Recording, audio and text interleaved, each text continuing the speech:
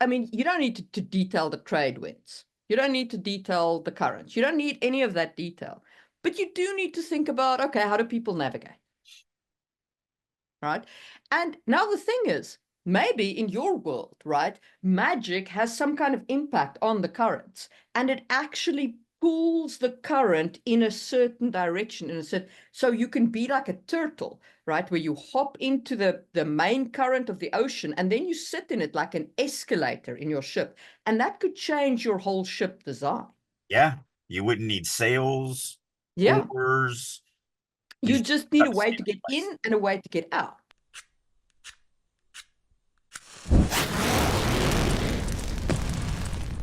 Releasing your inner dragon.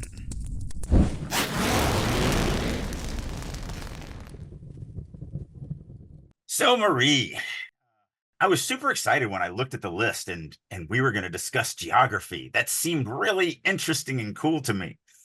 And until I went through and started doing the research on it and then realized that it was all like real education stuff. And I mean, there was a link to the National Geographic blog post. And I was just like, oh, I'm out. But this is your thing. This is really where you shine. So I don't do that much actual physical geography on my channel, but I do feel like you are underselling the value of physical geography. And I'll tell you why. In any given fantasy world, a reader comes to the world with the expectation that the world works more or less as our world does, except where specified otherwise by fantasy elements like magic or magical geography or whatever the case may be, right? Giants that dig out holes, whatever. So the reader comes in with this expectation.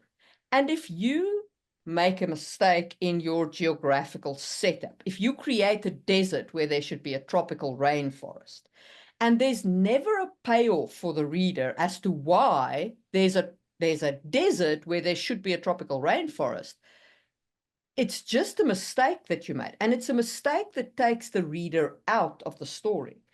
And I'll explain what I mean.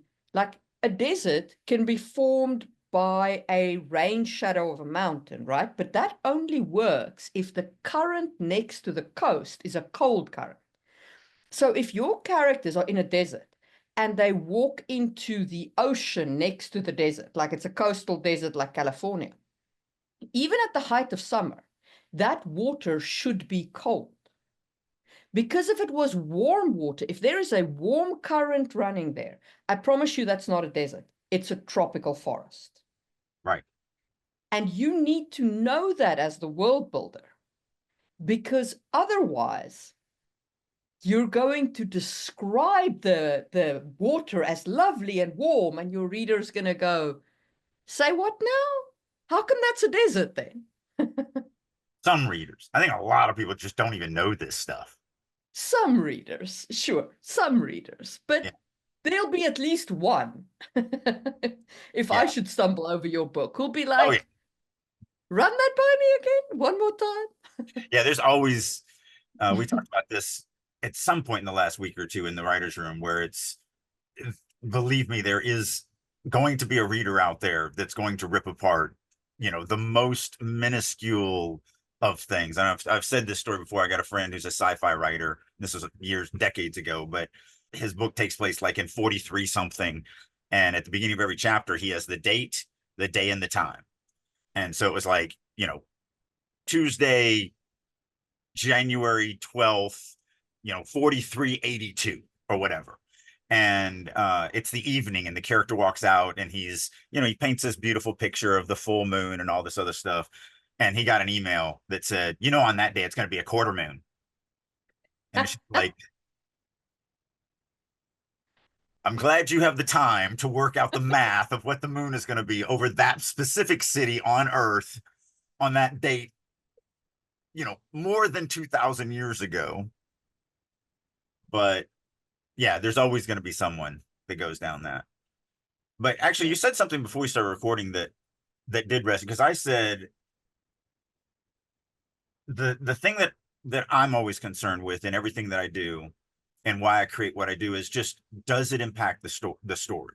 So like one of the videos that we watched went into plate tectonics, and it's, it was a writing channel where they said, all right, so let's create our world and let's draw our plate tectonics. And he was like, the earth has X number, I'm going to put this many on mine. And he drew it, and, went into, some of them are going to be moving against each other. Some are going to, at each other. Some are moving away. Some are spinning. And so he drew all of the lines and everything like that. And the only thing I kept thinking is how is that going to affect my story? So he was world building without the story. He was Right. building world upward, which is fine. You can do that. That's not typically how I build. Okay. Typically, I build story inward. So I build the world that's going to support my story. But when I put down a mountain range, I'm like, how did this mountain range come to be here? And then I have a tectonic map, but it is not, I mean, I'm never going to publish this. It Right. is rough, hand drawn, vague kind of shapes. And when I have a desert, like I've got a big desert, I've got a map that just says cold current, because that's all I need, right? I'm not going to, as I say, I'm not going to publish a current map for my world. I'm not going to publish a wind map. I'm not going to show the current cycle and how the warm turns into the cold and the movement of water and how, none of that is important to my story. Right. Okay. But I need to know that there's a cold current there. I need to know that this mountain range was created by two tectonic plates smashing into each other. Like, these are things I need to know. Mm-hmm. And so there are things that I have notes on in order to make this real. So I absolutely start from, I need a mountain range. And then I say, okay, to get a mountain range, I need I need two tectonic plates here. What does that impact on the rest of the world? And I guess what I do is I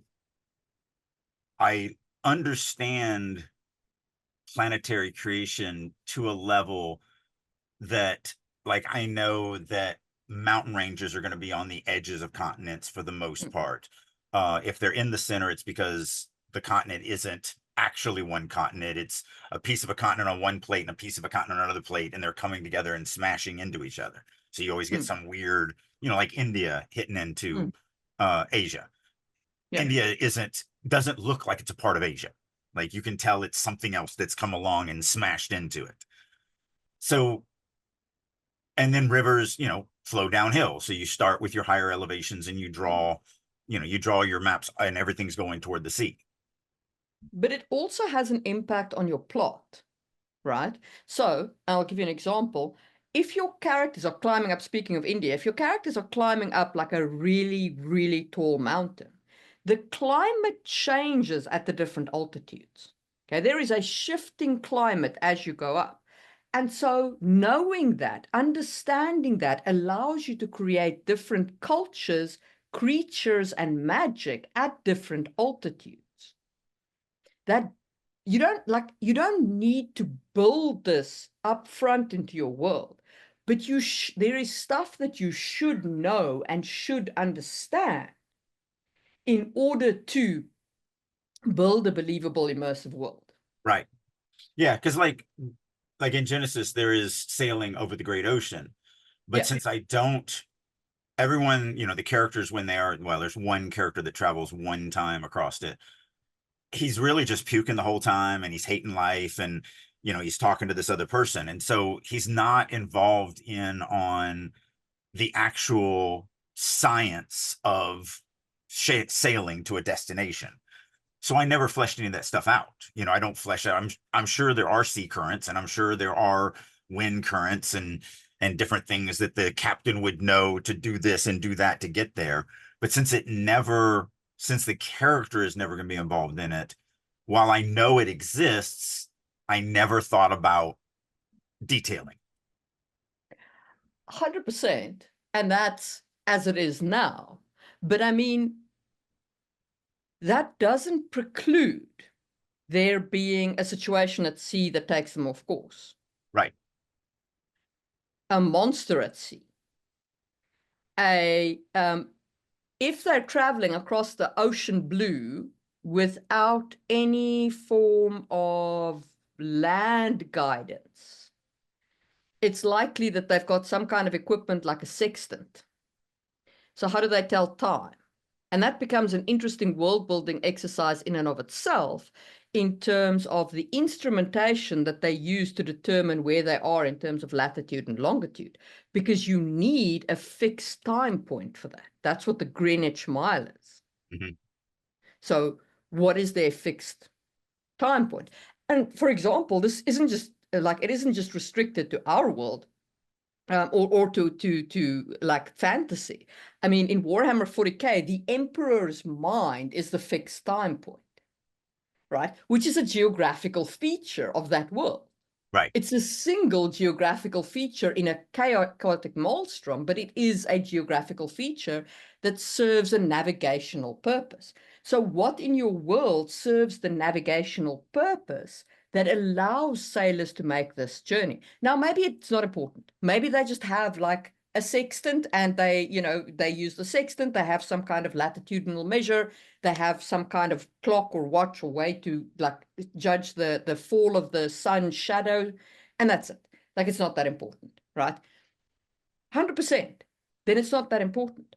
But maybe it is. Maybe it's something Right. that gives you a plot point. Maybe it's the Emperor's mind. Well, that's where I was going.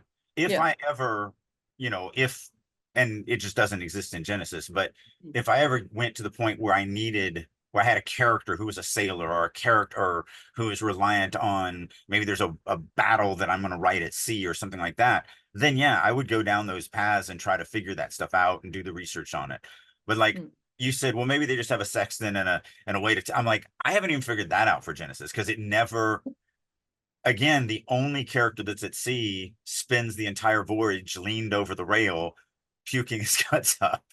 100%. The only reason why I would sit and figure out whether they have a sextant is because it has implications for their general level of technology. Hmm. Because if like, depending on what they use to navigate, they might have very precise timekeeping equipment, and that has an implication on their technological levels. Which, yeah, like that would be why I would sit there and figure out, okay, how do they navigate? And Right. that would be all I'd be worried about. I'd not be worried about like the precision or whatever. I'm just like, okay, how do they navigate across a blue ocean? Well, Yeah. now that you have forced me to go down this mental exercise, one of the things that I've done with Genesis is it's carpentry magic, it's industrial Mm. magic, it's not fireballs Yeah. and all of that. So it would probably be that there are ancient guiding beacons at Mm. different places, and they don't know how to make those anymore, but they do know how to make a thing that takes you toward that direction. And Yeah. so that's probably what they use, is they just have this thing that goes, you're going here and I'm connected to that. So they have a stone for each one of them or whatever, Mm. and be like, okay, we're following this one because it's taking us to where this is the stone that takes us to that port. Yeah. Because I have tried to make sure that every chance I get, and I may now go, since I am still in the process of rewriting book one, I may go and actually add that now to those chapters, because that's kind of And you cool. said there was no value in it. Yeah, I did. I will admit my foible, because that is cool. And that's the thing. And that's, the funny thing is I fell victim to my own trap that I talk about in my world building, which is mental exercises and doing this stuff always leads to, or can usually lead to, some really cool ideas that enhance your Mm. story. Yeah. So, but that goes to what another thing that I want to talk about. Not that I want to get on the subject yet, because we can do it Mm. in a minute, but if you have magic in your world, it should infuse everything. And since I have in this world a very carpenter magic, they have refrigerators, they have alarm systems, they have spotlights, they have um just on and on and on of all these different things that they've created, but they're all tools. They're all Mm. basically, I've just look around our world and go, what does our technology create for us? Well, their magic is going to do that for them, because their magic is a technology. They don't Yeah. have, they're not resurrecting the dead or casting fireballs, or although that does come into play later. But, I I really looked at this magic. I wanted it to be science. And it's even described as that. I mean, I even there's several times where a non-mage, because they're not even called mages, Yeah. is talking to one of the people that can use magic, and they're, the magic user's like, this isn't magic. I mean, magic is those weird guys that stand on the street and do, sleight of hand tricks, because they have the word magic in this world, and it means Yeah. exactly what it means in our world. Fake. Yeah. So they don't see it as magic, even though a commoner might, because they don't know the difference between fake magic and real magic. But yeah, so that's very interesting. And I may end up, because that's not a hard thing to lace in. And then it does show one more thing of how magic is this carpentry, utilitarian kind of thing that's just used.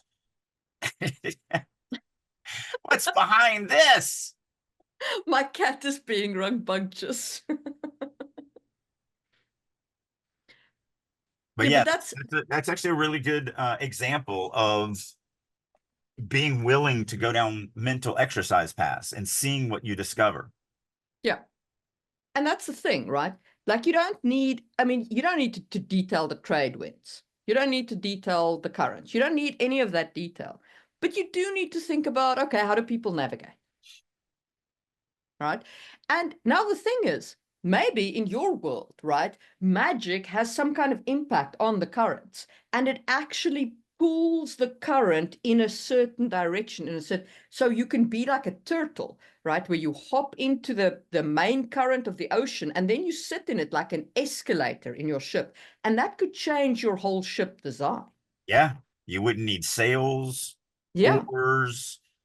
You You just just need gotta a way stay to in get place. in and a way to get out. Yeah, Like, so your ship construction would be all about hull strength and being able to do that with like a heck of a tiller that's able to like turn enough to take you out and put you back in.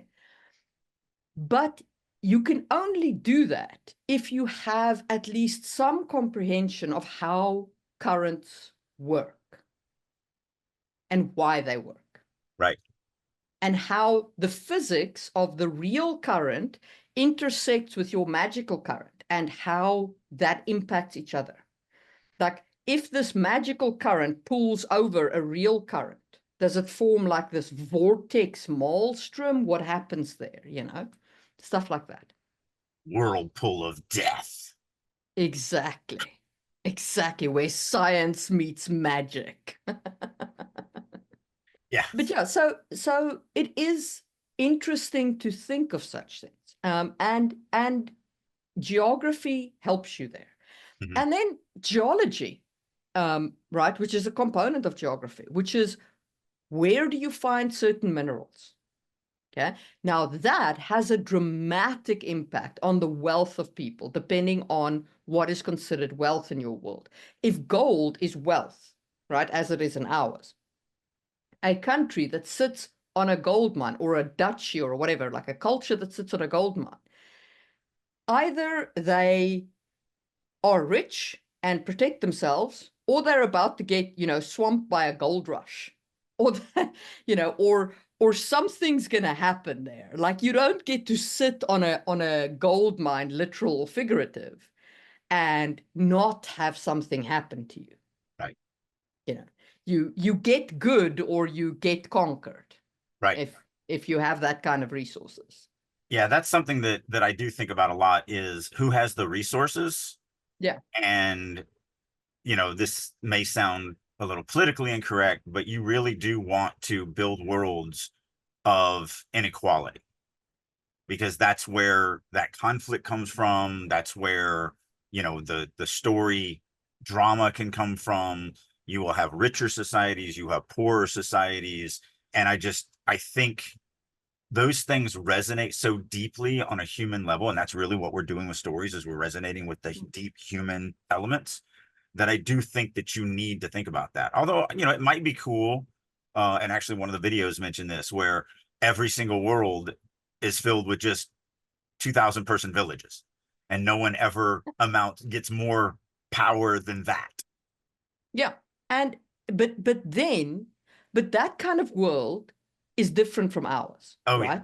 So you're going to build the world's geography Mhm. to suit that. You're going to build the fantastical elements to suit that. And then you're going to use the story where nobody ever gets to be more than 2,000 people to tell whatever story you want to do. Maybe you thematically want to tell a story of the problem is that if people engage in unrestricted breeding, that's when we start beating up on each other, right? So if we all just remain at this magical 2000 level, we're aces oasis, right?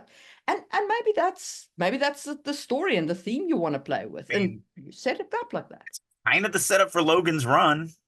Yeah, They can only have this size population. So when you hit 30, you kill yourself. yeah, yeah. So, you can there's a lot you can do with that in terms of like a social commentary on that kind of like equality and resources. How do you control resources? One way is to make resources abundant, the other way is to restrict the people who use it. Like, what does that kind of restriction mean? What impact does that have on kind of people's freedoms? And there's lots of interesting questions you can ask about such a world. Yep. Um, And usually it means that somebody will do everything in their power to take advantage of everyone else to get those resources. And then that's drama and story and all that exactly. stuff built in. Exactly. So it just depends on what you want to set up. Now, most of us are, as you say, are going to build unequal worlds. And the Mhm. reason why we're going to build unequal worlds is because there is drama potential there. And the Also human, because our world is unequal. right. Like straight up.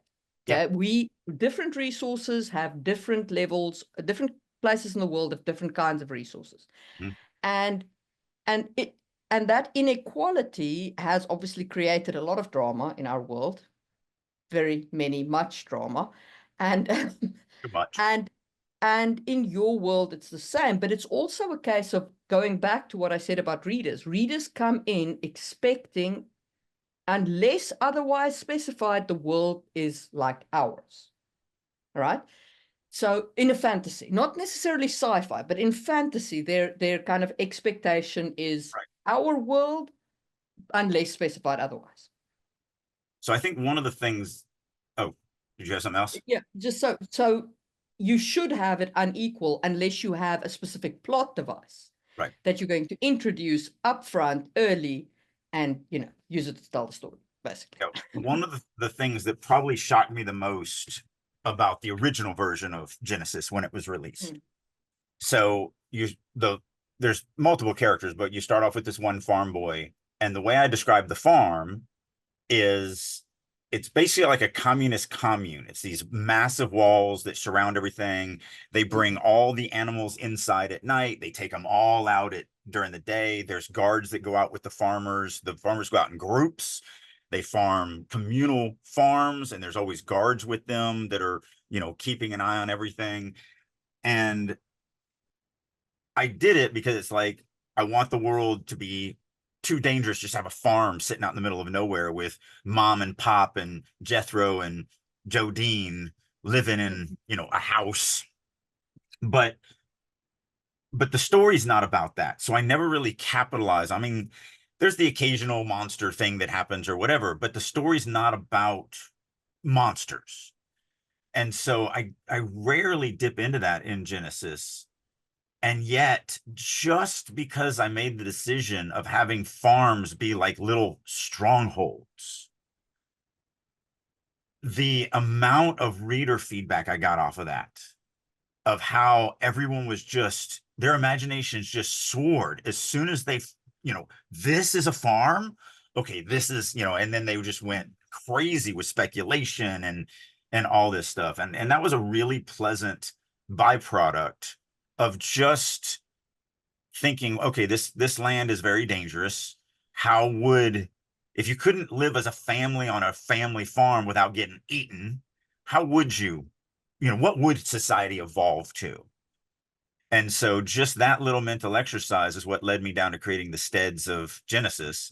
And then having them there really impacted the readers more than, because I mean, it was a throwaway almost for me. It was just, okay, this is how farms are. Who cares?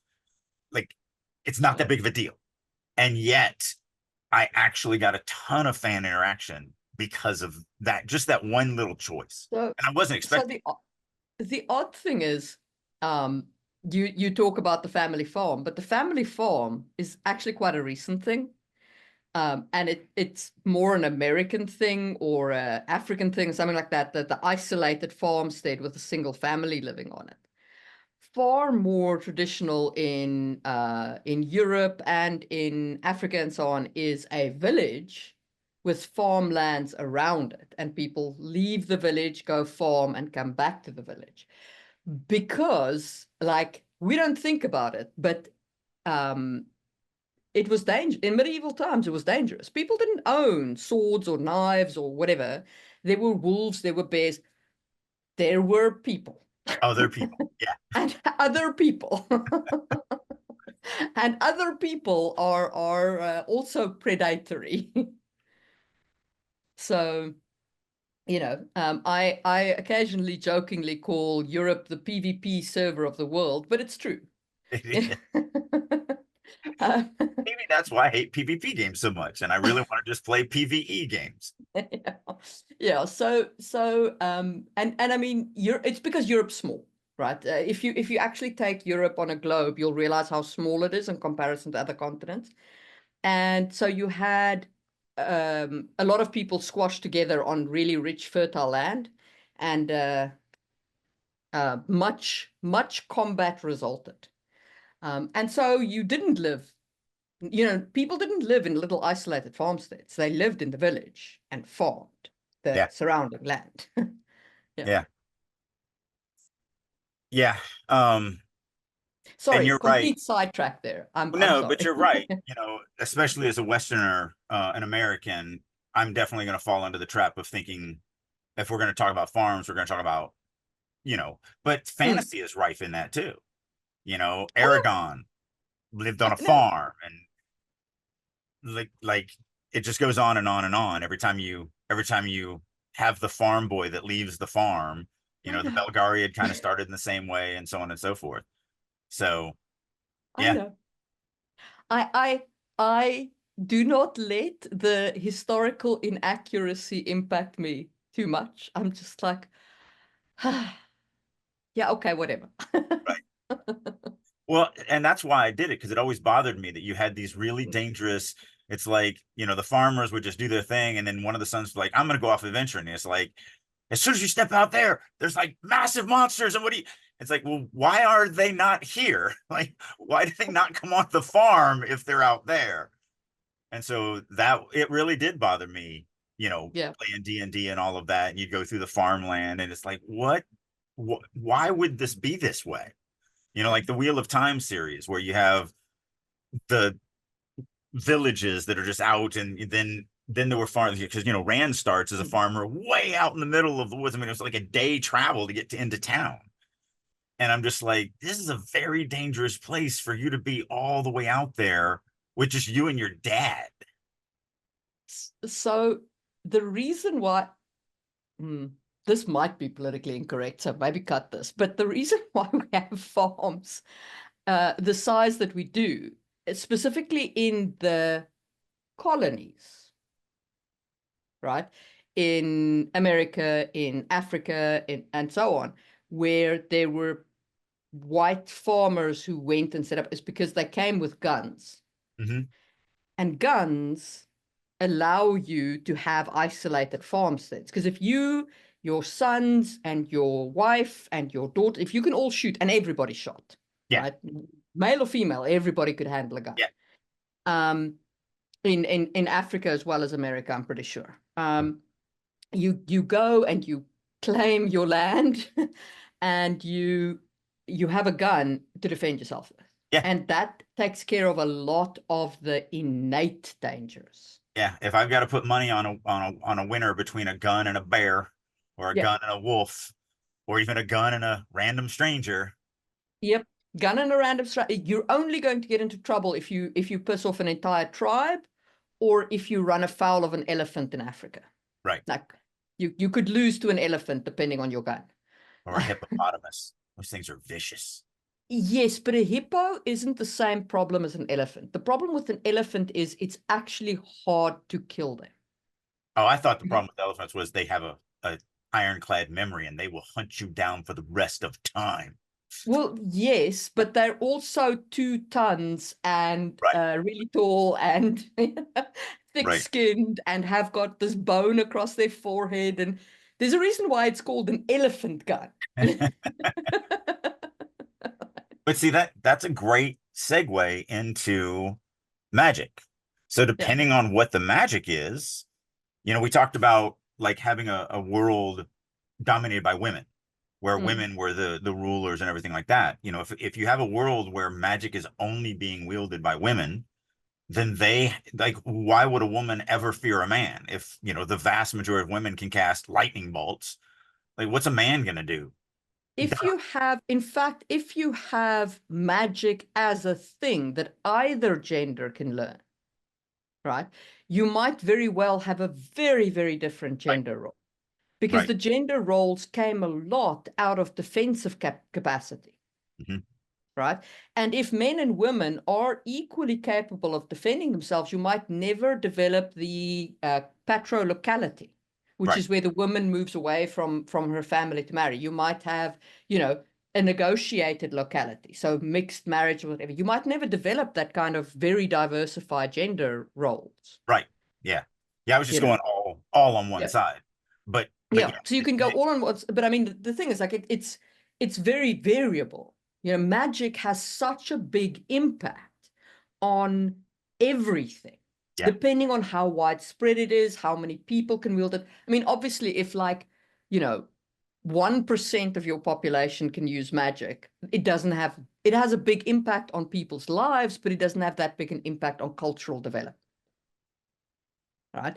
But if 50% of your, or if you have a genetic magic system, this is always my question to people with 100% genetic magic system. Why doesn't everybody have magic? Because if magic is powerful, why aren't people self-selecting magical bloodlines and basically magic spreading throughout your entire, like, it just, you know. I'm revisiting Mistborn as my Mm. audiobook this month, and that's exactly what he did there. Yeah. You have the ruling class, and they're very, I mean, they even kidnap Mm. other, ruling class women to, because like, oh, she has magic. I know she does. So let's get her and, Mm. so that we can breed with her or whatever. But it's also how the slave, the working class, it's how they have magic is because the ruling class, sometimes dips that wick, and then you Yeah. have these, and they are usually hunted down or either killed or brought Mm. on to work directly with one of the royal houses as their things. So he did a really good job with thinking Yeah. about that and how does magic go through. I The did the same. the I the did the same. expression that I like to use with genetic magic, sorry? No, go ahead. I'll jump back to it. The expression I like to use with genetic magic is where is your ass? Okay, so and the reason why I say it like that is because we as humans, we have one of the most impressive asses in the world. Okay. Our glutes are incredible. Like our actual muscles are incredible. And they are the way they are because we walk upright. Right.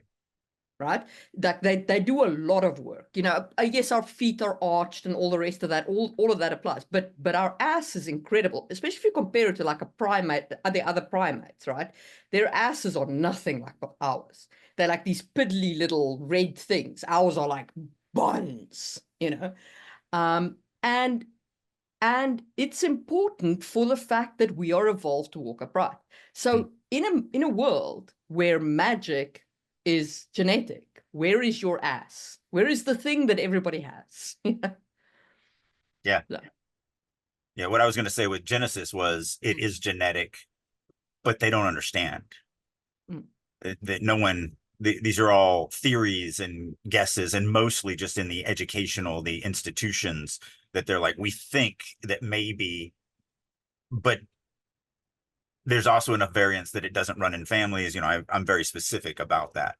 So I didn't figure out what it is. You know, it's one of the things that it doesn't affect my story enough for me to actually go down that path. But I did at least figure out that I needed to make it vague enough that nobody would question it. Mm.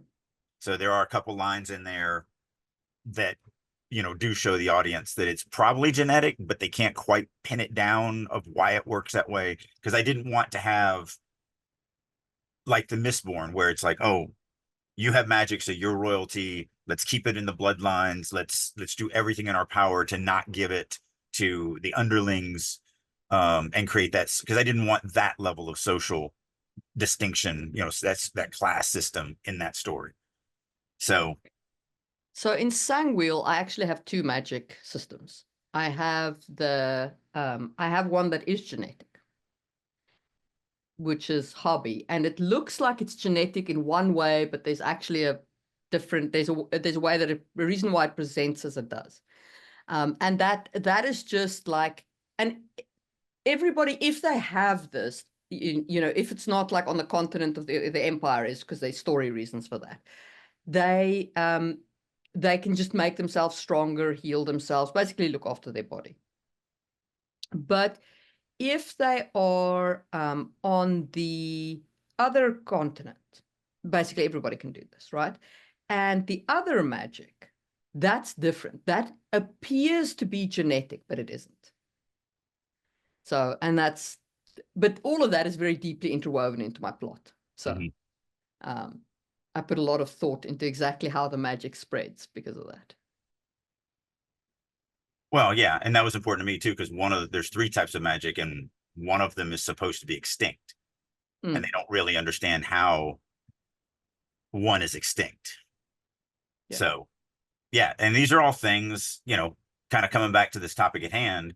For me, and I push, and it's funny that we started off with me saying I don't want to do this, and then you took me down a path, and it still worked out to prove my point.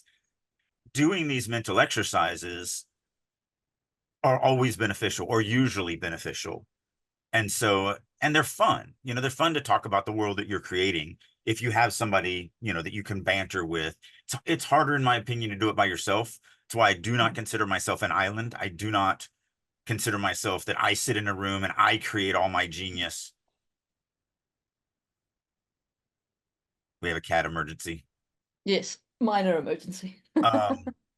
So I just don't. I feel, you know, I do talk to, I have several friends, you, others that I talk to and bounce ideas off of. And I think it's important as a writer to be comfortable knowing that you aren't the end all be all, most intelligent, can create anything you know, that ever was.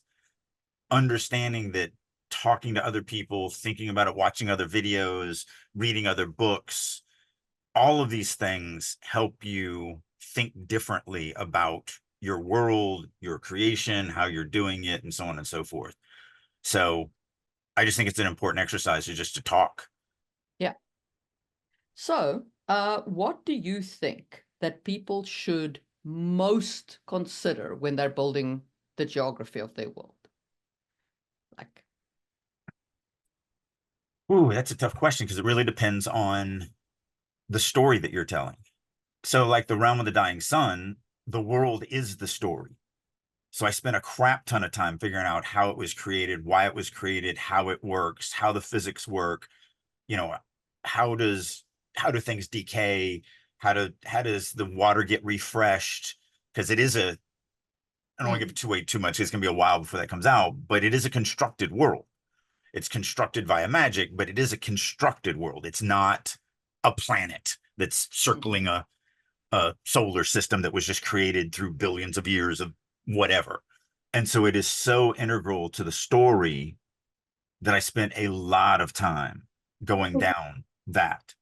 But for the most part, you know, like I said, when I'm creating my mountains, I follow the general rule of where mountains normally form. When I'm creating deserts, I follow the general rule where they normally form. And so there's just no oddities that throw a reader out. And then when there is an oddity, you know, like the Great Wastes, there's a magical reason of why, well, in one of our favorite books, the Guardians of the Flame series, you have that massive desert that's just in the middle of nowhere that should not be a desert. and it's surrounded by lush forests. But we know why. Two mages got into it and, you know, had a pissing contest, and now it's all dead. It's just all Yeah, dead. it's like they basically nuclearly detonated Right. in the middle of what was a lush forest. And see, that is a great example of breaking the geographical rule with payoff. Mm-hmm. Like you learn from the Great West how dangerous it is for mages to throw down, the extent to which they can, cause devastation, how long it takes for the earth to recover from that kind of thing. Like it teaches you a lot in that single geographical feature. Yeah. And you know that yes, this breaks the rules of physics. That's the point. Yep. So to me, it's a great example of breaking the rules of geography done right. Plus, it gives you a really cool location to locate the hand of or the Order of the Healing Hand, because Yeah, they yeah. happen to have their house in the middle of that, and so they threw up a shield to protect themselves from it. And they're the only part, like there's this little oasis in the middle of this place of, so that's cool. It's a, and that I I don't want to ever have an author underestimate the power of cool. Mm, I think the one of the big draws to fantasy for fantasy fans is exploring these cool worlds that just don't exist or can't exist. And so, yes, I follow the rules of nature for the most part, but I also don't mind bending a rule or breaking a rule if it's going to be cool. And, you know, if I do, I try to make sure that there's a valid reason for it. But the rule of cool always applies, yeah, and if it's cool enough, you can get away with it, but on purpose, by mhm, design, not because you didn't know that a hot current would not result in a desert. right. Yeah. So you should know the basic rules of geology and geography and plate tectonics and all those things that I find a little mind numbing. Um, because it will help. You know, it does help you. I'm just I think the two different sides of us are, you are way more scientific than me and way more into real knowledge. And I'm more like, I'll fudge it. I'll make it up. As long as it's So close enough. I find our world, I find our nature, our geography, I find it absolutely fascinating. Like Yeah. I find our universe fascinating. I find the different, like the theories of how the universe started, how it will potentially end. Is there dark matter? Isn't there dark matter? All of these things are fascinating to me. Not fascinating enough that I have a degree in physics, I don't, but fascinating enough that I consume a lot of videos and books and so on about how the world works, like what we observably see in nature and what we derive, happened in the past and so on. Like cool stuff. Like Finland is rising up out of the ocean. Did you know that? Yeah. So the glaciers, so in the last ice age, the glaciers compressed Finland, right? Compressed the land because the glaciers were like a mile high, right? And so when the glaciers melted and the land became available, it started rising up, decompressing, rising up out of the ocean. So we actually recover land from the ocean every year. But what's interesting is I was at a Bronze Age burial site in Salmanlahti, where the cairns used to be on islands. So people would go out to the islands to bury their dead. They didn't live there. They would go to the island and bury their dead there, right? And so the water of the sea protected the people from the graves. But now, centuries later, they're no longer islands. It's now part of the actual landmass, right? So if you had the restless dead and they were contained by the water of the ocean, and now your land is rising up out of the ocean due to this natural event, you could end up with like the restless dead invading the land over the disappearing water. Yeah. And again, story ideas. All Yeah. these things lead to that. I was just thinking the entire time you were saying that about Finland is I was just going, oh, so Finland is in the proofing stage.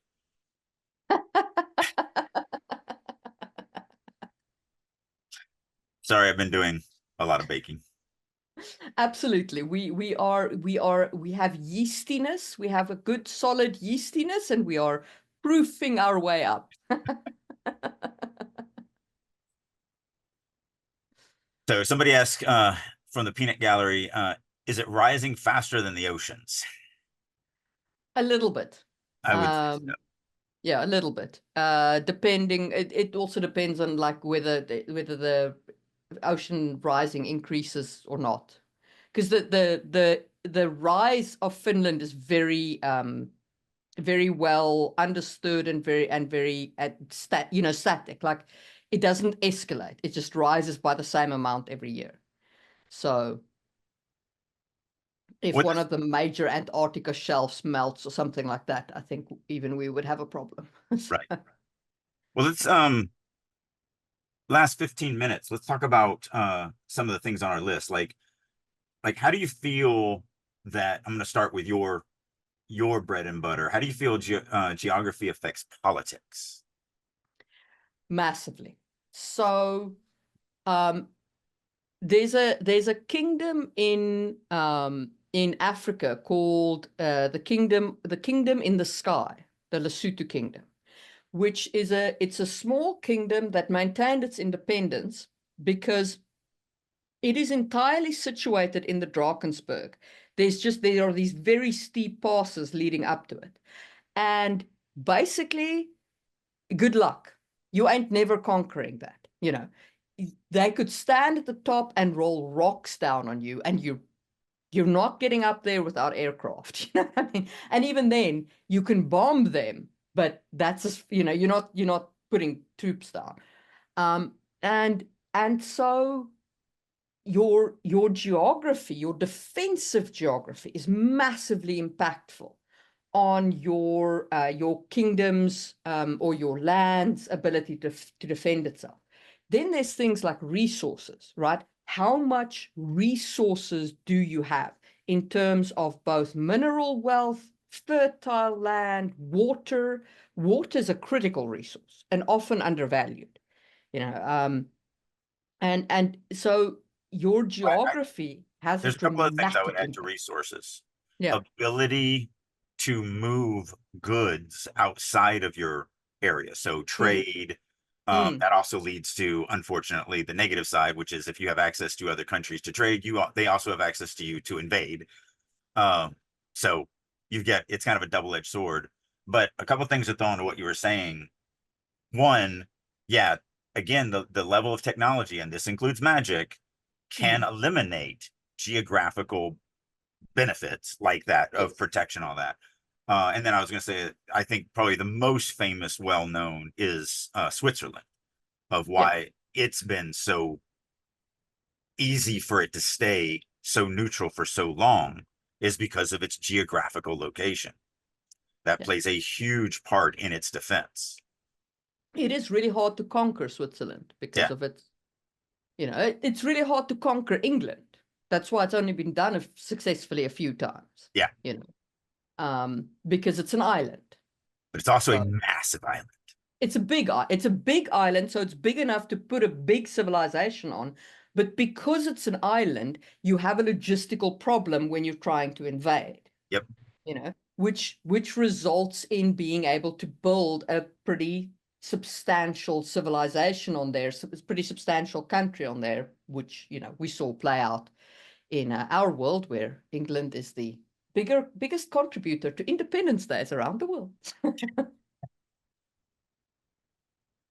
Yeah, that's a very funny statistic. I love that. Um, and if you hadn't heard that, we said it in the other one, and I don't remember now. I had just learned it a couple months ago, but I think it's every 3 to 4 days a country in the world celebrates its independence from England.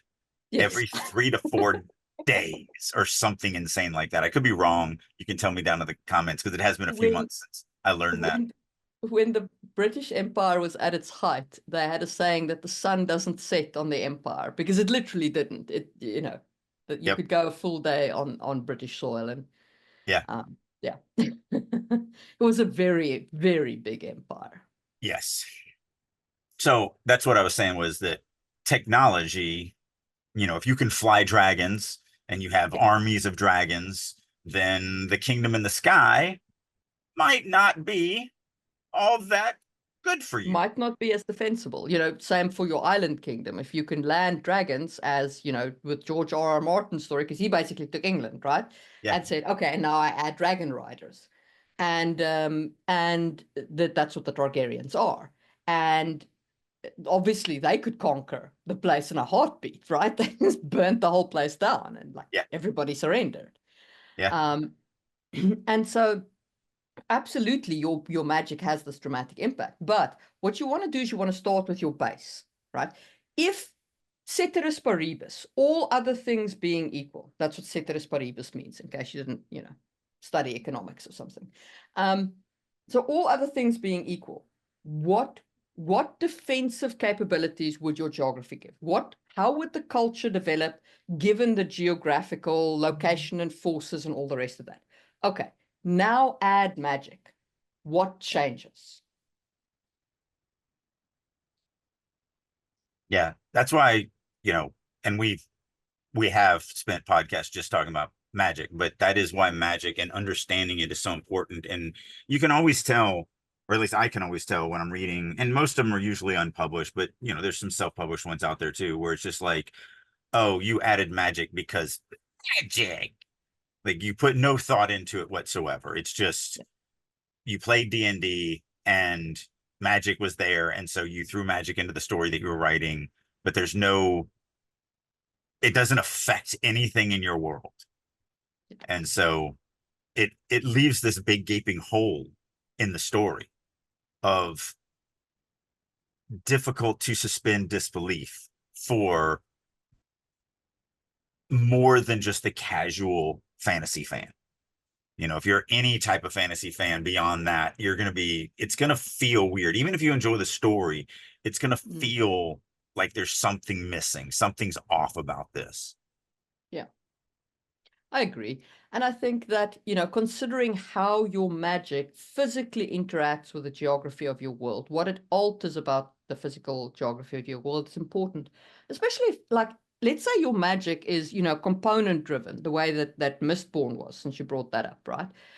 Like, if it is, and there are places and substances which can be mined for magic, man, you are talking about a resource more valuable than gold.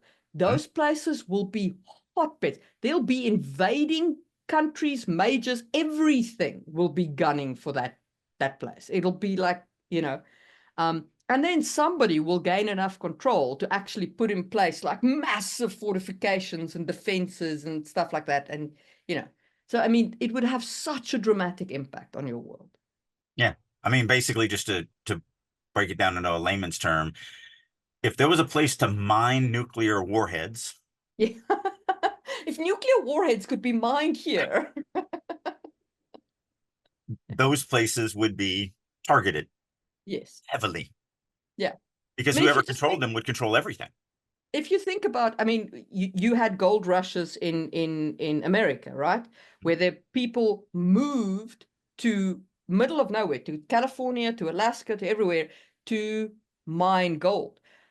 We had it in Africa as well, massive, massive gold rushes as people came to mine the gold. And we, like, with you, it didn't result in this, but with us, it resulted in multiple wars for control of the lands that held those resources. Um, so and that was for gold, which is a fairly mundane, resource that doesn't have that much practical application. Right. Like, turn that into a magical material, and yeah. Yeah. And so that's definitely something you should think about. Otherwise, you're just going to have a frou-frou kind of magic world system that there's nothing wrong with it. I'm not saying that there is. You can absolutely do that and have great stories. There's tons of them out there. I mean, Lord of the Rings, you can't really say that's a hardcore magic system. But if you're wanting to go more epic fantasy, where you're trying to do a little bit more realism, I guess I should say, not epic fantasy, So, but more so realism. I'm going to push back on Lord of the Rings because no, it doesn't have a detailed magic system. But Lord of the Rings, the fantasy fundamentally affects the geography. It's just not the magic system that does. Oh, certainly. You know what I mean? Like, so Tolkien very definitively thought about how his fantasy elements affect his geography. Right. And he did a lot of building in that regard. I think like Yeah, but that's not what I was referring to when I yeah, said, I was just yeah, referring to the fact that it's a frou-frou magic system. yeah, 100%, sure. Yeah. But yeah, there are worlds where the magic and the geography is very disconnected. Hmm. Where it is fundamentally like it is like the magic had zero impact on the world. Yeah, And that feels weird. it can. And again, not all the time. Sometimes it doesn't affect your story at all because that's not what your story's about. Mm, But I also think it's a shame that you didn't spend the couple of hours. I mean, you're going to spend a year writing a novel, and you can't spare a couple hours just to sit down and just kind of jackjaw about, just chase that rabbit of, okay, but what about, where would that lead to this, and what would that lead to that, and how would that affect this, and how would this affect that? And it just seems like such a waste to not, I mean, even just for the enjoyable time of just doing it. It's just yeah. fun to go down those paths. And that's I mean I run a world building channel. Of course I agree. but I do think that it is worth thinking about your geography. It's worth understanding some fundamental rules about our geography. And then understanding where your magic system might break those rules, where your fantasy elements might impact those rules, and what changes that would create. Yeah. And before we get to the end of this, I do want to plug your channel.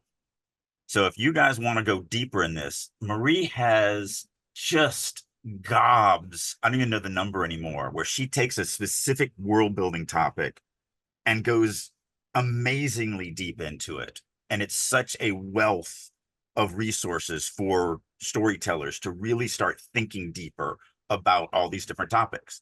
So it's why every time we get onto these topics of world building, I in kind of take the back row because she just has so much more knowledge in this because she's just spent so much time thinking about it. It's something that's a big interest of hers, and it shows. So if you want that information, Just in Time Worlds is her YouTube channel. We got it linked down below. You guys should definitely check it out and subscribe if you're not subscribed to it. Thank you. And I actually have a video coming out on the video will be out when this episode is. So I've got a video on like the 9 laws of geography that I think are the ones you need to know. Yeah, because So we're thankfully now again 6 or 7 episodes, so 6 or 7 weeks ahead of where we were. So we're no longer recording hand to mouth. and it does feel good to be a little Yeah, bit ahead. it Now all I does. got to do is get our video editor to get ahead because he's still video editing the one that we're posting this week. So need to get him to get Mm, the stick out of the mud and get some of these so that we're just posting them without thinking. yeah. But we did reach 1,000 subscribers, so there's that. So thank you very I've much to reached all of thousands. you out there who have subscribed. Much appreciated. And as with every YouTube channel, most of you are not subscribed. So just because we reached 1,000 doesn't mean we're done. So it would be nice if you're getting any value out of this to subscribe to us as well. And like and leave a comment because those help the algorithm surface the video. And I think that is a good note on which to end this episode. And we will see you soon for another one. Bye. If you are ready to take your writing to the next level and work with a group of highly motivated, dedicated writers who are all working to not only improve their writing, but improve your writing, plus you get to work with me on a weekly basis, then I'll encourage you to check out writersroom.us. This is a website that I have created that I really wish I had 30 years ago. It's everything a writer needs to become a better writer. Not only do we do weekly critique sessions, both from other members as well as me, we have daily writing sessions, I do monthly classes, Q&As, we have activities, I do all sorts of learning exercises, such as I do a quarterly writing prompt contest, and just tons and tons and tons of things. So if you're ready to get serious about your writing and you want to actually finish that novel and have a chance of it being published, then I encourage you to head on over to the writer's room and join me there. And as a special promotion for listeners of Releasing Your Inner Dragon, I'll go one step more. If you would like to get 50% off for 3 months, reach out to me. There's a million ways you can do that. You can do it through starvingwriterstudio.com, drakeu.com, any of my social medias such as LinkedIn, Instagram, Facebook, X, whatever. Reach out to me, say that you would like to check out the Writer's Room for 50% off, and I will send you a link that will allow you to do just that. So hopefully you're ready to start getting serious about writing, and I'll see you in the Writer's Room. Thank you for tuning in. This is Marie Mullaney, your co-host on this literary adventure. Our goal is to provide you with valuable insights and discussions on writing. If you believe in our mission, please like and subscribe our podcast. Sharing our episodes with your community not only helps us grow, but also contributes to a richer, more diverse conversation about storytelling. We appreciate your support. For a deeper understanding of the topics we've discussed, head over to Just in Time Worlds on YouTube. It is a treasure trove where fantasy meets history and science. Every Tuesday, you'll find new videos that delve into the intricacies of world building, drawing from our rich real-world history. Whether you're a writer, a role player, or just a fantasy enthusiast, Just in Time Worlds offers unique insights that will enrich your perspective. Check it out and join the journey of crafting incredible worlds.